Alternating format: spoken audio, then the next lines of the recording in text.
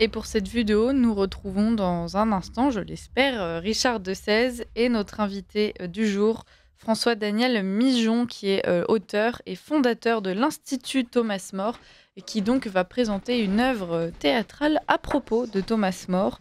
Le titre de cet entretien, Thomas More, la passion d'une conscience. Merci beaucoup, Liselotte, et mes excuses les plus plates, Mais non. parce que ce n'est pas l'Institut Thomas More, j'ai mal renseigné l'affiche, c'est le Thomas More Leadership Institute, ce qui n'a rien à voir, puisque ce n'est pas le même institut. Voilà, donc bonjour. Voilà. Merci d'être avec nous. Il y a chez Thomas More, évidemment, quelque chose qu'on connaît, c'est le fait qu'il a résisté au pouvoir royal, le fait qu'il a mis en avant sa conscience et que sa conscience lui a dicté qu'il y avait un moment donné où, en fait, alors qu'il avait prêté serment au roi, alors qu'il voulait servir son roi et donc son pays, il y avait un moment donné où il n'était plus possible pour lui d'accepter ce que proposait Henri VIII, autrement dit, qu'il devienne le chef de l'Église d'Angleterre, parce que, voilà, en tant que bon catholique, et rappelons que Thomas More a été béatifié et même canonisé, voilà, ce n'est pas le roi qui devient le chef de l'Église, et il y a un chef de l'Église qui est plutôt le pape. Et c'est cette histoire d'une conscience, en fait, qui est particulièrement intéressante aujourd'hui. Voilà, on voit que certains députés ont voté en conscience et d'autres ont voté avec une autre conscience. Comment est-ce que Thomas More règle ce problème de la conscience en politique ? Oui, il est d'une actualité brûlante, Thomas More, pour toutes les questions dans lesquelles nous baignons aujourd'hui. Et il montre un chemin extrêmement délicat de la conscience. Et il y a une citation, je trouve, qui est extrêmement intéressante, dans laquelle il nous dit l'essentiel. « Je ne voudrais pas me mêler, et en vérité, je ne me mêlerai pas de la conscience d'autrui. Mais laissant chacun à la sienne, j'entends, avec la grâce de Dieu, suivre la mienne. » Et dans cette phrase, c'est très très beau, parce que vous avez utilisé le mot de résister à Henri VIII. C'est une résistance en conscience qui a une saveur toute particulière. C'est la saveur de la simplicité, la saveur de la douceur, la saveur du non possumus d'une certaine manière, la saveur de dire « je suis désolé, je ne peux pas être de votre grande affaire, votre majesté, mais je reste loyal, simplement je vais me démettre ». Et l'acte qu'il pose, c'est un acte de démission. Et d'ailleurs, il pense qu'en démissionnant, il ne sera pas inquiété, puisqu'il ne fait rien d'autre que de ne plus rien faire. Et ça ne suffit pas à Henri VIII qui lui coupera la tête. Il y a cette position extrêmement belle qui permet de dire, en fait, et qui donne une clé fondamentale de lecture et d'interprétation. Je ne peux pas être en conscience si je bâillonne celle de mon voisin. Parce que quand je suis en conscience, j'ai conscience de la dignité de ma conscience. Et ayant conscience de la dignité de ma conscience, je ne peux pas ne pas respecter celle de l'autre. Donc la signature d'un texte qui entrave la conscience d'un autre, eh bien, c'est un problème. C'est une signature que nous ne sommes plus en conscience.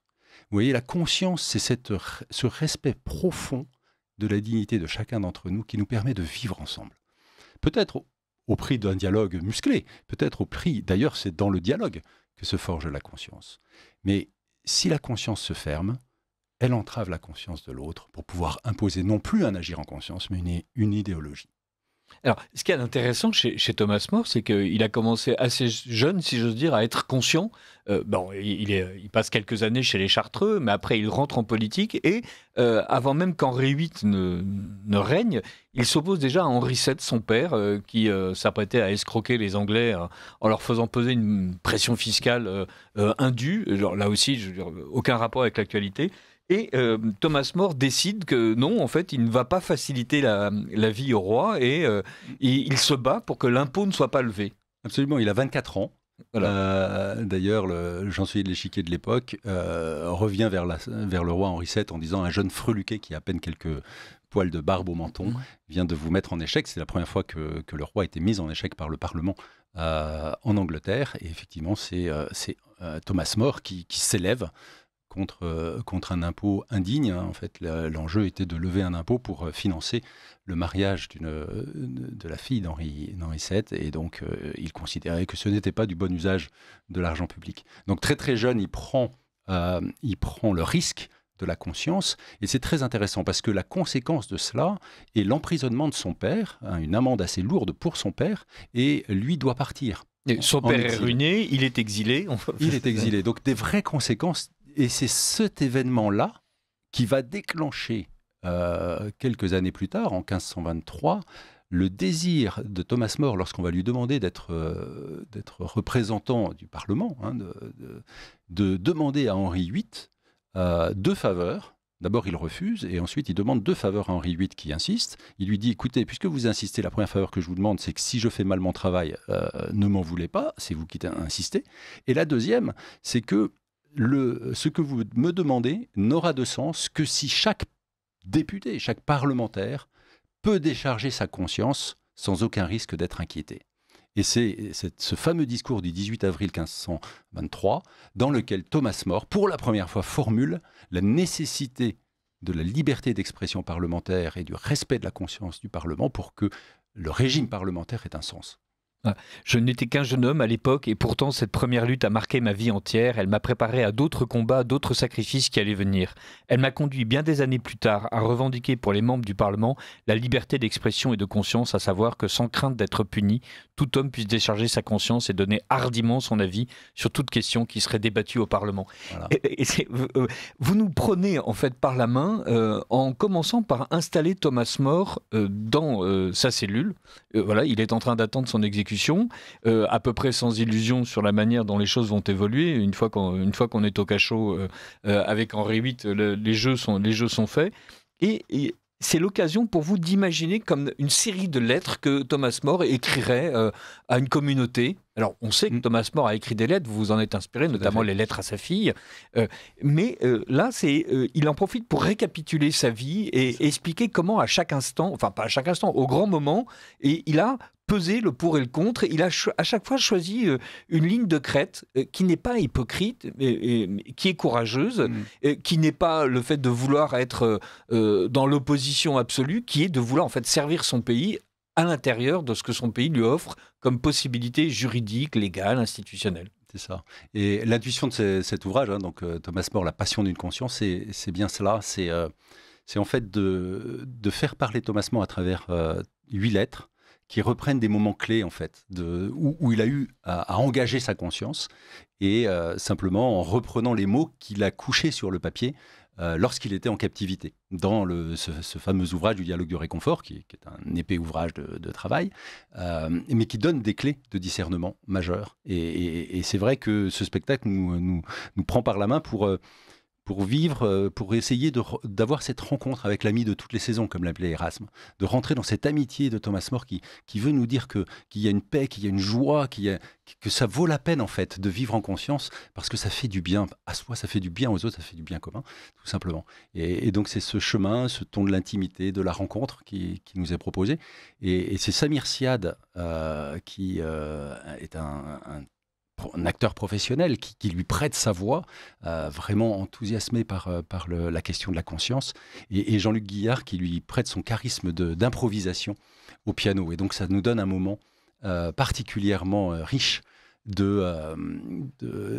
d'intimité, d'amitié, et ça je crois, nous permet d'en ressortir plus fort pour être fidèle à cette petite voix intérieure qui est à l'origine de notre bonheur. Vous avez prononcé le mot spectacle, et justement parce que donc, c'est un livre, mais c'est aussi un spectacle qui va avoir lieu à l'Espace Bernanos, voilà, le mercredi 4 et 11 juin, donc, à 20h, où donc, votre texte sera récité par un comédien. Il y aura aussi un musicien qui jouera du piano, et vous serez dans la salle, je suppose, voilà, en train d'entendre vos propres mots. J'y serai, et on a déjà eu la joie d'avoir ce moment au mois de janvier. Ça a été un succès. L'Espace Bernanos était plein, et donc c'est l'Espace Bernanos qui nous a demandé de renouveler ce moment, tant ça a déclenché l'enthousiasme des spectateurs. L'intérêt c'est une récitation en fait, c'est une lecture théâtralisée. Voilà. Donc ça veut dire qu'il y a un acteur professionnel qui lit un texte, voilà, il ne le joue pas, mais évidemment il y met le ton, et beaucoup mieux que moi tout à l'heure quand j'ai essayé de lire ce que vous avez écrit. Ces textes de Thomas More, cette actualité, c'est pas juste le fait de l'euthanasie, c'est pas juste le fait de se dire qu'est-ce que c'est que le bien commun, c'est pas uniquement aussi cette défense de la liberté d'expression jusqu'à être privé soi-même de sa propre liberté, c'est aussi une vraie réflexion sur la justice. Il est bien dit que la justice corrompue est plus cruelle qu'aucune épée, car elle blesse non seulement le corps, mais aussi l'âme de celui qui la prononce. Et ce jour-là, mes juges blessèrent leur propre âme en condamnant la mienne. Ça, il est en train de parler de sa condamnation à mort sur la base d'un faux témoignage dont tout le monde savait qu'il était faux. Mais donc Cromwell, le maléfique, voulait évidemment donner les formes juridiques à son infamie. Et on sait à quel point les gens qui sont très très sensibles aux formes juridiques sont généralement sous maius, sous magnoria, en train de fomenter quelque chose de particulièrement injuste. Comment est-ce que Thomas More réfléchit la justice de son pays? Oui, merci de souligner ce point-là, parce que il y a quelque chose qui me touche beaucoup chez Thomas More, c'est sa délicatesse, c'est-à-dire c'est cette capacité qu'il a, vous voyez, là, de se dire, presque de plaindre celui qui est en train de parjurer parce qu'il blesse sa propre conscience. Donc c'est vraiment et même après sa condamnation, il aura un mot de pardon, il aura un mot de compassion. Et il dira qu'il prie pour ses bourreaux en espérant que, comme saint Paul, au moment du martyre de Saint-Étienne, eh bien, tout le monde sera larron en foire au ciel. Et donc il a vraiment cette vision du dépassement, d'une justice qui ne peut être profondément vécue que si elle s'inscrit dans ce geste de compassion et de miséricorde. Et donc c'est ce qu'il a essayé de faire comme chancelier. On a et voilà l'avocat des indigents, disait Erasme. Donc vraiment ce sens, cette délicatesse pour essayer d'aller chercher le plus fragile, la disponibilité, la loi. Pour vraiment être attentif au dernier, à celui qui mérite le plus d'attention, et de mettre la justice au service de cette fragilité. Je suis en train de recevoir avec un grand plaisir Thomas Mijon, non pas du tout, François Daniel Mijon, à propos de Thomas More, La passion d'une conscience. Voilà, un livre et un spectacle. Tout à l'heure, à 9h07, nous recevrons Stanislas Rigaud dans l'addition. Mais revenons tout de suite à Thomas More et à cette conscience. En l'an 2000, le pape Jean-Paul II en a fait, c'est presque ironique, le saint patron des responsables du gouvernement et des hommes politiques. Donc voilà, donc si jamais, pendant la navette parlementaire qui va commencer, pendant que cette loi inique part pour l'Assemblée nationale, part pour le Sénat avant qu'elle ne revienne à l'Assemblée nationale, si jamais vous avez envie de prier saint Thomas More pour les responsables du gouvernement et les hommes politiques qui vont remettre l'euthanasie sur le tapis, n'hésitez pas. Pourquoi est-ce que Thomas More devient peu à peu une figure grandissime de la religion catholique ? Mais ce qui se passe, c'est qu'il témoigne que tout n'est pas admissible en politique et qu'il y a des noms qu'il faut savoir poser d'une certaine manière, au service de la paix, dans un contexte de paix, mais il y a des noms qu'il faut savoir poser. Et donc, de ce fait-là, il témoigne de ce qui est finalement la fine pointe de l'acte politique, qui est la protection de la conscience, qui est à l'origine de ce que vous avez et qui nous permet de communiquer, qui nous permet d'être vraiment, de faire société. Et donc, à ce titre-là, la responsabilité politique, dans son rôle le plus éminent, c'est de créer un contexte dans lequel on va pouvoir tout simplement être ensemble et vivre ensemble convenablement. Et donc, c'est vraiment cet acte-là. Et comme il meurt et il offre sa vie, au nom de cela, il devient de droit, je dirais presque, de fait, en tout cas, éligible au fait de se dire, voilà, si je veux m'engager en politique, en me disant qu'en politique, fondamentalement, c'est la conscience qui doit être défendue, parce que c'est là que se joue le creuset de notre paix civile, de l'humanité dans ce qu'elle a de meilleur, dans la recherche d'un dialogue, d'une discussion, eh bien, on a ce titre de patron. Il y a un très beau texte, le texte de Saint Jean-Paul II, qui fait de Thomas More le patron des hommes politiques. C'est un motu proprio, 30 octobre 2000. Donc c'est une année jubilaire pour ce texte. Et d'ailleurs, on prépare un colloque le 11 octobre prochain pour l'agir en conscience, éclairé par Thomas More. Eh bien, dans ce texte, Saint Jean-Paul II nous donne une biographie spirituelle et humaine de Thomas More qui est très très belle. J'encourage tout le monde à lire ces quelques pages qui sont très facilement accessibles et qui donnent envie de plonger dans l'amitié de Thomas More, cet ami pour toutes les saisons. Alors moi, cet ami pour toutes les saisons, ça fait penser évidemment au titre d'une pièce de théâtre, A Man for All Seasons, qui est devenu un film avec Franz Zimmermann. Moi, mon premier contact avec Thomas More, c'est un film qui est sorti en 66, j'avais 1 an, donc évidemment je l'ai vu un peu après. C'était ce film de Franz Zimmermann, Un homme pour l'éternité en français, voilà, qui veut dire une jolie traduction de A Man for All Seasons, qui a reçu un Oscar. Voilà, c'était Robert Bolt qui avait écrit ce texte. Texte magnifique, ça fait vraiment penser à du Hanouille, parce que Hanouille lui-même va produire une pièce Thomas More ensuite, mais bon, qui n'a peut-être pas la force du texte de Robert Bolt. Dans le film, admirablement filmé, très bien joué, on voit que Thomas More est en fait un notable installé, qu'il il jouit d'une certaine aisance, il a évidemment une position sociale, chancelier de l'échiquier, c'est pas n'importe quoi, et qu'il essaye d'avancer avec un rasoir sur ce que lui commande sa conscience, celui que lui commande aussi sa conscience comme fidélité au roi, et donc il est là en train d'essayer de peser avec un trébuchet moral très fin la manière dont il peut défendre l'idée que la loi est nécessaire en respectant cette loi et tout en, à un moment donné, décidant que cette loi-ci, en fait, n'est pas faite pour lui. Et c'est fascinant de voir que ce n'est pas la psychologie d'un résistant qui décide brusquement de prendre le fusil et de monter sur les barricades. Voilà. Non, au contraire. C'est quelqu'un qui est dans le système. Absolument. Et ça, il le formule très très bien, hein, de manière très très très claire. Selon lui, l'intuition d'une conscience, je dirais, va jusqu'à l'engagement. Vous voyez, c'est pas une idée, c'est pas une idée que je défends. Une intuition de conscience, elle m'oblige jusqu'à agir. Et donc pour Thomas More, il n'y a pas d'ambiguïté sur le fait que vivre en conscience, c'est plonger dans le monde. Donc se compromettre au sens de s'engager, de vraiment y mettre tout son cœur et toute son âme, sans compromission. Pour être justement depuis l'intérieur une lumière, une force qui essaye d'orienter l'ensemble vers ce que nous dit le meilleur de l'homme, et pour un catholique, pour un chrétien, ce que nous dit Dieu au plus intime de notre conscience, puisque on sait que la conscience est le sanctuaire dans lequel Dieu nous parle. Donc c'est vraiment, il est d'une modernité incroyable sur ce que veut dire qu'aller chercher comme laïc, hein, comme vraiment impliqué dans les affaires temporelles, essayer d'orienter de l'intérieur vers le meilleur. Donc c'est en cela, d'ailleurs, je pense que Saint Jean-Paul II nous le donne aussi en exemple, hein, pour nous dire, ben voilà, c'est pas non plus l'apanage des clercs que de défendre une certaine vision des choses. Oui, les hommes politiques ont le droit d'avoir une conscience, on n'est pas obligé d'attendre les évêques. Ils peuvent y aller, ils l'ont même, et d'ailleurs, le baptisé, son rôle, c'est d'être ce levain dans la pâte. Hein. Et donc, évidemment, on prie énormément pour tous les combats, parce que ce n'est pas simple de vivre à la hauteur de sa conscience.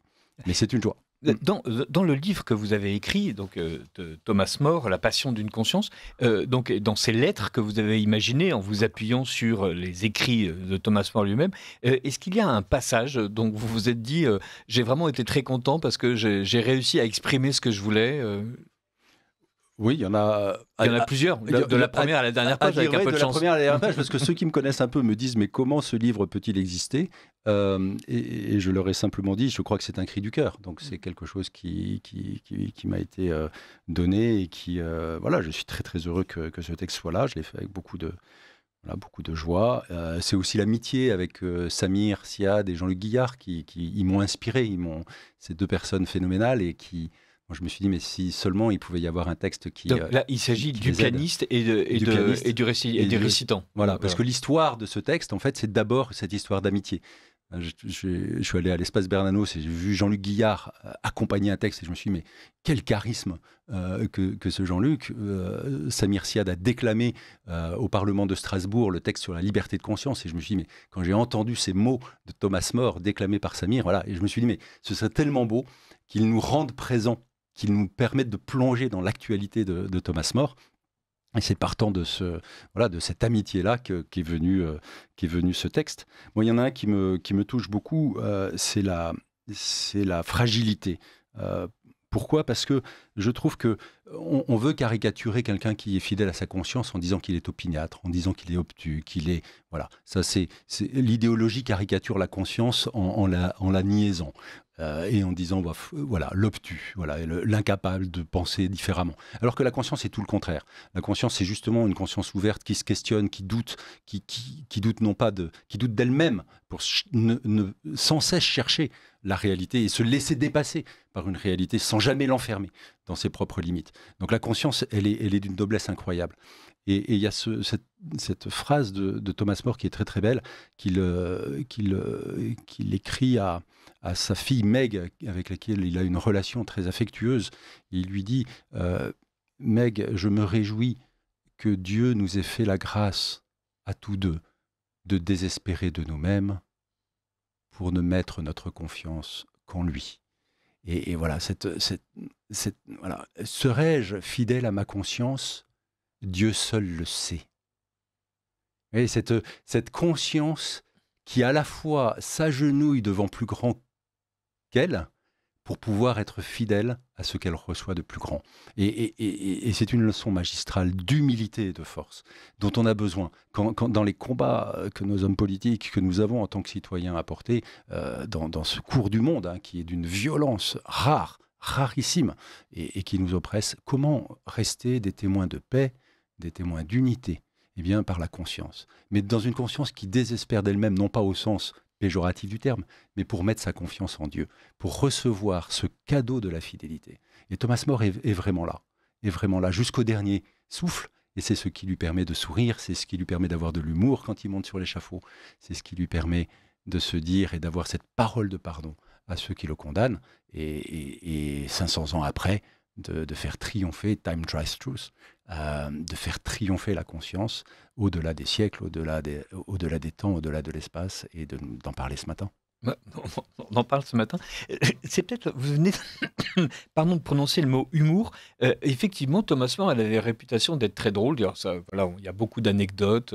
Il y a même sa prière qu'il écrit en demandant au Seigneur 1000 choses. Et parmi les choses les plus précieuses qu'il réclame à Dieu, c'est le fait de lui garder son sens de l'humour. Ce qui est une très belle prière, là aussi, assez facilement. C'est peut-être un aspect qui n'est pas le plus souligné dans votre petit livre sur Thomas More, Histoire d'une conscience. C'est qu'un condamné à mort qui est en train de méditer sur sa vie, ça paraît normal. Mais parlez-nous un peu de l'humour de Thomas More. Oui, l'humour, il est. Et merci de pointer ça. Je pense que ça, c'est. S'il y avait quelque chose, on a toujours une petite frustration quand on écrit une œuvre, mais là, voilà, c'est ce petit regret que j'aurais, de ne pas avoir laissé transparaître peut-être cet humour qui est si nécessaire à une vie en conscience. Parce que l'expérience d'une conscience, c'est un abîme. C'est de voir un écart entre la réalité dans laquelle je suis en train de vivre et puis ce que je suis appelé à vivre. Et la conscience est ce lieu dans lequel on mesure l'écart. Cette utopie réaliste, cette utopie qui me fait m'élever, et puis ce réalisme qui voit bien que je suis pris dans le réel. Et c'est cette mise en tension qui me permet d'avancer, qui me permet de progresser chaque jour. Et évidemment, pour vivre la tension, c'est l'humour. L'humour, c'est un rôle fondamental dans une vie en conscience, qui est de ne pas se prendre au sérieux, mais de savoir que la vie est quand même sérieuse.